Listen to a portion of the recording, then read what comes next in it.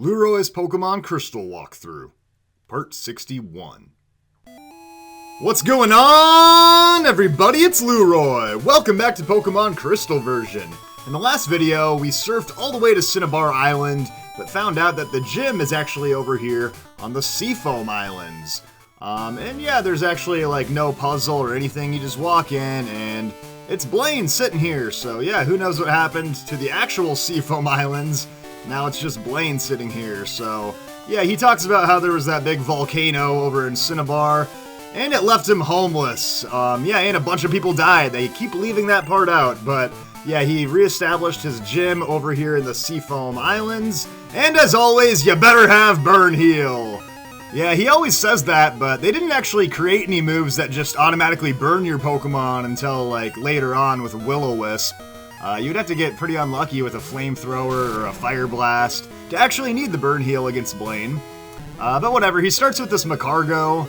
Probably the first time we've seen Macargo. It's got a pretty interesting typing, Fire and Rock, so it knows Flamethrower and Rock Slide. But then you remember that, oh, Fire and Rock, 4 times weak to Water, so yeah, you should have no problems taking on Macargo if you don't have a Water type. Even Ground is 4 times effective, so yeah, you'll have something that's able to easily knock it out. And that takes care of business with the first Pokemon. He's got a Magmar up next. And then he rounds it out with a Rapidash, so yeah, his team's really not challenging, even though it's one of the last ones here in Kanto. This Magmar actually does know Thunder Punch, though, so he can catch you off guard with that. He's going to use Sunny Day, which usually isn't that big of a deal. It does weaken the power of Surf, though, so this might not be like the easy one-hit KO you would normally expect. Yeah, it's actually going to live, so he could get me with a Thunder Punch here, but probably would knock me out. The thing also knows Confuse Ray and Fire Punch, but I guess we had a speed tie because I outsped him that time around. And it's definitely pretty common to outspeed Pokemon that should be faster than you just because of, like, the gym badge stat boost that you get and all of the, like, specific training you do throughout the game helps you out, but yeah, that leaves Rapidash as his final Pokemon. I'm thinking about switching, but I'll probably just stay in. That Sun is out, which, you know, it boosts up fire types and weakens water type moves as a side effect, but there's really no better matchup than Swirly, because I'm still going to resist all of the fire type moves.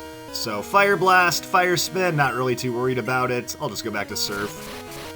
So it's just going to resort to Fury Attack. It'd probably still be better off doing Fire Blast, especially with the Sunlight, but I think the AI in the game just kind of stays away from moves that aren't very effective, so yeah, you send in anything that resists those attacks. Rapidash is just kind of stuck on either Fury Attack or Quick Attack. So one more Surf will do the trick. And that attack's even gonna miss. What an embarrassing effort by his best Pokemon. I'll tell you what, the chairman of the Pokemon fan club would be so disappointed if he witnessed this battle, to watch his beloved Rapidash just go down without a fight like that. Even when the sunlight was out, still couldn't get it done. So there we go, we defeated Leader Blaine. He's burned out. Got the Volcano badge. I'll tell you what, these gym badges, or these gym fights are starting to just feel like regular trainer fights. And I swear I saw somebody at the entrance of the gym right before we started talking. But he's going to talk about rebuilding his Cinnabar gym, and then he wants to have a rematch. I don't think he ever actually follows up on doing that, though. So yeah, who the heck is this guy? Oh, it's just the dude who likes to watch my gym battles. But he missed this one because he couldn't find the gym. Yeah, I guess this dude knows Surf. Which, by the way, how did Blaine get here with just those 3 fire types? I guess he taught himself how to swim after all those years living on Cinnabar Island. But that's going to do it for Seafoam Island, which is now just Blaine's gym. I mean, they completely took over this cave, and the second cave, they literally just sealed off the entrance. So who knows what happens to all the Pokemon that were once upon a time in the Seafoam Island, down in the caves. Hopefully they have the resources to survive down there, because there's no way in and no way out. So yeah, let's go back to Route 20 and switch out from Swirly. You got the job done in Blaine's gym, so let's go over to... Actually, I think Cosmo's going to go in front now, because I got a note here saying that Cosmo's almost up a level, so that'll be perfect. And I better spray some Repel. Oh, we still got some Repel. That's an effect from the last time. Maybe that's a sign that I use way too many repels, that I can't even notice the scent of it on me from the last time I used it. Like, I'm like a chain smoker or something, but with max repels, and it's like, uh-oh, here comes Lueroi. You could smell that max repel on him from a mile away. And then I show up and try to keep spraying more, even though it's already lingering. Just becomes my signature scent, the max repel. Let's go ahead and use Shadow Ball on this thing. And it will get me up a level. Looks like my note was right, so... actually, a Pokemon like Starmie doesn't even have a nose. So for all I know, maybe the Max Repel has nothing to do with scent. Maybe it's warding off Pokemon in a different type of way. But I will stick around, even though I got up the level, because I got some super effective Shadow Balls for these Starmies here. So yeah, easy enough. You know what's actually pretty funny is I bet this swimmer right here could just swim on over to the Seafoam Island, challenge Blaine, and maybe even win with those two Starmie on her team. Like, even though they're 18 levels back or whatever from the Rapidash, like, I bet she could get it done. As long as they know some sort of water-type move, which they probably don't. Let's switch out, though, because I also want to get Electabuzz up a level, because Electabuzz is super close to getting Thunderbolt. And I might as well do that if there's going to be a bunch of water types here on Route 20, so yeah. I feel so much lighter in water. Ah, yes, the magic of buoyancy. So yeah, guys, believe it or not, we are kind of on the last stretch of regular trainers, I think in the whole game. Unless I'm forgetting anything here, because there's no trainers in Blue's gym. And then the little route that goes to Mount Silver doesn't have any trainers in it. So I think this is kind of it here on Route 20, Route 19, with all these swimmers here. I don't know, let me know in the comments if I'm forgetting any other, like, groupings of trainers. But as far as I can tell, I've fought them all at this point. This Lapras will definitely be the one to get me up a level, so... One last time with the Thunder Punch, and the only sad part about this is now we're not going to be pure punchers with our Blackout here. Gonna have to finally give up one of our punching moves, but that's okay. We'll no longer be making Hitmonchan so jealous. So, level 47, finally getting Thunderbolt. I didn't have to waste my money with the move tutor. Yeah, I clearly should have got this back at level 41 or whatever with my Elekid, but I screwed it up, so... Yeah, Thunderbolt will give your arms a rest for a while. You don't have to punch anymore. So yeah, this would actually matter in the later games because, of course, Thunderbolt is a special attack and Thunder Punch is a physical attack, but back in basic old Pokemon Crystal, all electric types were special, so yeah, Thunderbolt's always going to be better.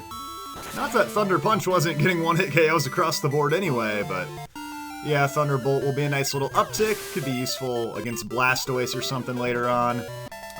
There might have been like one Pokemon in the after game where Thunderbolt would have killed it, but Thunder Punch left it with like a smidge left, but we're already long past that anyway.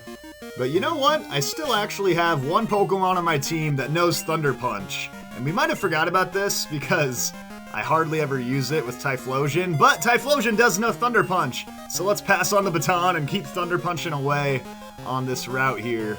Yeah, Route 19. This actually loops back to Fuchsia City, so we got a handful of trainers. Let's fight this guy down here first. Have you ever gone swimming in the sea at night? You mean like what we're both doing right now at this very moment? I guess I'm technically surfing at night. Maybe not as scary as swimming at night. But yeah, speaking of scary stuff, I was mentioning in a video or two ago about how I was trying to get in the Halloween spirit by watching a new show. And I finished The Haunting of Bly Manor, which was the one that I picked. But my honest opinion was that it wasn't really that scary, so... But I don't know, after kind of reading some more stuff online, I don't really know if they were going for, like, a full-on horror, so... Maybe it was just like they were taking a different route than the last season, but whatever, it wasn't my favorite. I need something really scary though, so even if it's just a movie, if you guys have any recommendations for something that will actually scare me, I would love to see it, because honestly, not to like try to seem like I'm some big manly man or whatever, but I honestly don't really get that scared from horror movies. I usually think they're pretty funny because of the bad acting or whatever, but I rarely actually get scared watching them. So if you guys have any good recommendations, I would love to hear them.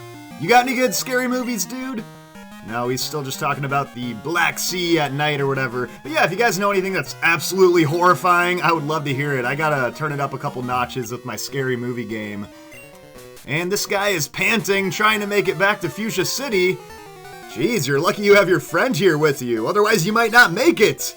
Swimmer Tucker, there's no lifeguards out here on Route 20. You either swim all the way to Fuchsia City or you don't get in the water at all. Alright, we got a shelter here, so yeah, we're really finishing with a bang here with the final trainers of the game. Level 30 frickin' shelter. So yeah, first one goes down. Kind of funny that we're just sweeping out a water route with our fire type. That pretty much says all you need to know about the aftergame. But he does have a cloister to round it out. I've always been a big fan of cloister, for sure one of my favorite water types from the original game. Although they completely destroyed cloister when they introduced the special defense stat, and this game actually Gen 2, so it's a piece of cake to deal with now, but pretty daunting in the first generation. And Swimmer Tucker is drowning. What do we do? Do we call an ambulance? Who's gonna come out here and save this guy? Certainly not me. I gotta go fight this trainer. Yeah, sorry, Tucker. We're both busy battling over here. Oh, and she says she's disgusted by wimpy people, so she was never gonna help you anyway. Yeah, this guy was screwed from the start. So here we go. Swimmer Dawn. I think we're almost done. This might be the last trainer battle, actually. She's got a Seeking. So I guess complains about wimpy people, but doesn't care about wimpy Pokemon. So yeah, fried fish is back on the menu. Let's go with the old Thunder Punch. Yeah, finally Thunder Punch is coming in handy. I probably never used it with Typhlosion up until this point. Oh, and we got a critical hit! Well, I guess I burned the fish today. Didn't mean to do that. Was going for that nice crispy finish. There we go. Swimmer Dawn defeated. Was she the last trainer? Is that freaking it? She says she could beat me at swimming, though. Yeah, maybe you could, because all I know how to do is surf on my Politoed, which looks like a Lapras. And let's talk to the last trainer. Swimming? I'm lousy at it. I'm just splashing around in these shallow waters. Well, that gives me hope that Swimmer Tucker is gonna make it. He's so close to the shallow end, but he thinks he's drowning. He literally has to swim forward like 5 more feet. But this is it. It's Swimmer Jerome, who I'm pretty sure is the last regular trainer that we have to fight in the entire game. Oh my gosh, I've made a point of fighting all of these doofuses no matter how minimal the experience was. And I'm pretty sure this is the last one in the game. Gosh, I wonder how many freaking trainers I've fought. Has to be like 200 or something. But yeah, hopefully I'm not missing anybody. So let me know in the comments if I'm forgetting any random trainer out there in Johto or Kanto. But I tried my best to fight all of them, so hopefully I'm not missing out on anything.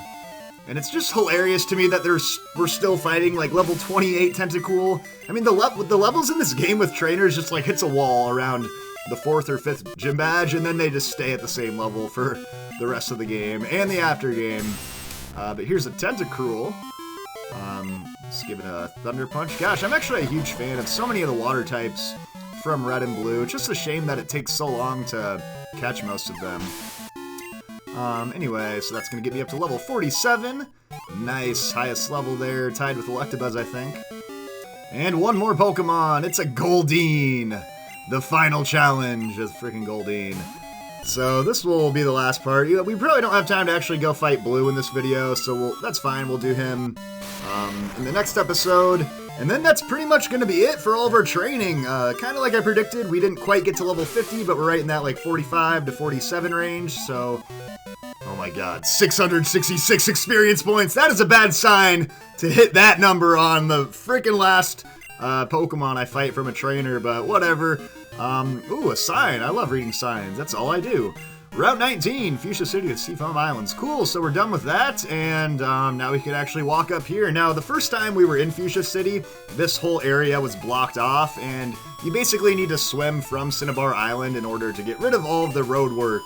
Yeah, then conveniently these guys are all finished and they're ready to go take a swim. So yeah, that's what you gotta do to clear out this road work from Fuchsia to Seafoam Islands. You just gotta go surf from the other side. Yeah, I couldn't remember if this road work ever actually got completed in the after game. It does, you just need to go to Cinnabar Island first.